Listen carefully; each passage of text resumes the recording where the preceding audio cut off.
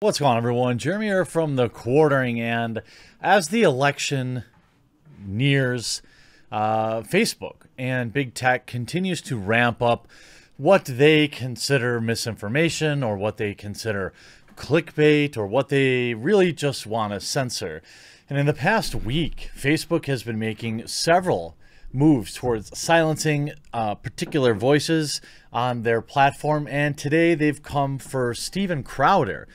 I don't really use the Quartering's Facebook page very often. I don't get much engagement there. Maybe it's because I don't actually upload the video and I just post YouTube links. Otherwise, maybe YouTube would actually show, or Facebook would show the videos. I don't know.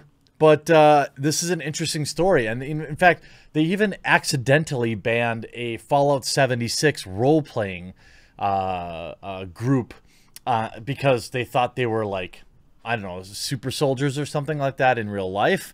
It's bizarre, and it's actually pretty frightening. Just in the past few days, we've seen, Facebook's arbitrary ban is an unchecked license to censor. Lawyers, journalists, and authors question the tech giant for the sudden sweeping ban.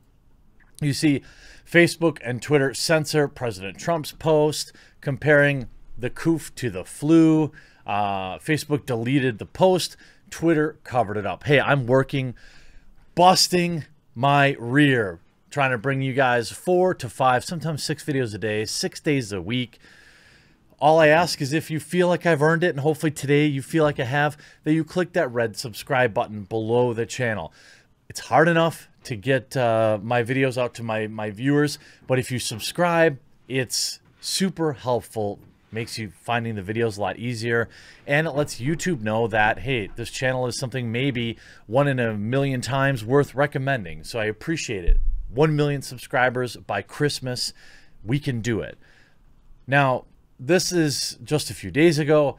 After spending nearly 3 days at Walter Reed, he comes out and said, "Don't be afraid of the coof, don't let it dominate your life," wrote Trump as he got released. Now, of course, you have Trump saying flu season's coming up, many people every year, sometimes over 100,000, and despite shots and things like that, are we going to close down the country? No. We've learned to live with it, just as we're learning to live with the coof. In most populations, far less. Now, it's not an incorrect statement, but we do know that Facebook and YouTube and Twitter make sure you follow the WHO or the ADA. Is it the ADA? Isn't that the dentist thing? Whatever government approved healthcare. And it's interesting how they enforce that. But then they have this. Facebook gives suppression to Mark Levin. Political commentator Mark Levin is the latest to be censored by big tech. Levin shared a message he received from Facebook and expressed that it was a clear effort at censorship. Facebook has just sent a message. It's clear. You see page quality, page restrictions. Your page has reduced distribution and other restrictions because of repeated sharing of false news. People will also be able to see the page has a history of sharing false news. And I mean, I don't know. I have thousands of viewers or people that like my Quartering page, and my posts normally only get a few hundred views or interactions. I don't think anyone actually sees what I post there anyway. It goes on to say, but because so many people are seeing what I'm posting, and we're within weeks of the election, that it's clear that Facebook is trying to influence the election's outcome. It's also clear that Facebook is pushing a left-wing agenda. I'll address that on the radio. Okay, so I wasn't sure who Mark Levin was. He sounds like he's a conservative or right-leaning person. Surprisingly, Fox News' Tucker Carlson's Facebook page has also faced the very same issue recently. Now, it does appear to be one-sided. You just don't see it reported in the other direction. It's possible that it exists, but I don't have to dig for it. I can find large-scale right-leaning websites or personalities, or businesses constantly being suppressed. And now Facebook threatens to deplatform Louder with Crowder weeks from the election. There's about an 80% chance you've come to this website and article by clicking through Facebook. Therein lies the greatest pickle. Facebook knows you use Facebook despite however many times you've proclaimed how much you hate it. Even if you don't use it, how many other people in your life do? Exactly. Welcome to the social media conundrum. Facebook knows it is one of the largest and most trafficked websites in the world. It knows it has people hooked. It knows how many people depend on it for news, information, and connecting with people in the real world. I don't use it for any of those things. I use Messenger to talk to my Dart team, and that's about it. If I had more engagement on the quartering page, I would probably use it for that, to talk to all of you. But right now, Parler and Twitter or the subreddit are basically my go-tos, or Discord. Less than 1 month from the presidential election, Facebook is moving its queen in for checkmate, targeting pages and groups that are deemed, quote, spreading misinformation or violating community standards as a reason to throttle those pages' reach. What it means is websites like this, which offer counter opinions to what the leftist media has deemed truth, aren't getting to you. It means if you or other organizations share stories, memes, or direct status updates on your personal pages, you might get throttled, if not lose access to Facebook entirely. This is why, you know, I've got a project I haven't talked about, but in a few weeks I'll be launching indiemedia.io, which is essentially just a homepage for my Midwestly videos and for my quartering videos, and they'll be hosted eventually on like Amazon servers off YouTube, so I can do something like Crowder's website where I have a members area and stuff like that. But it's going to be very bare bones, just so people have a place to get my videos for sure.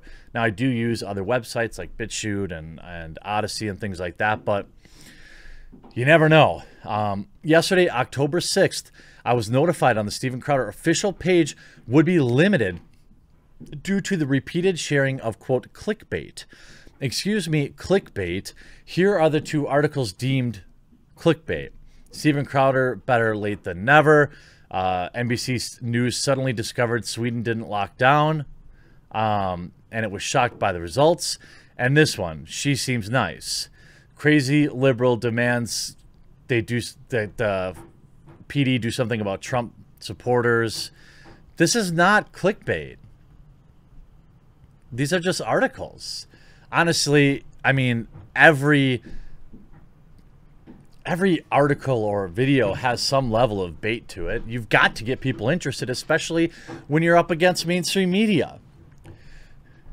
I don't believe this is clickbait in any way.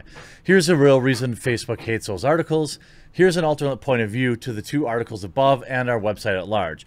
In the first case, how dare anybody mock NBC while broadcasting how Sweden didn't tank its entire way of life over the coup or stoked fears about things, you know, violating community standards. I received a notification that the Crowder page had repeatedly shared clickbait, which I debunked above. On the page quality, I have also 3 notifications about community standards violations, which put our page at risk of being unpublished or deplatformed.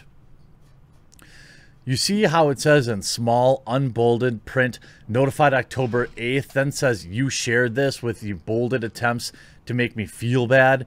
Here's the rest of the wanton community standards violation, which we shared according to Facebook was also notified. John Brodigan.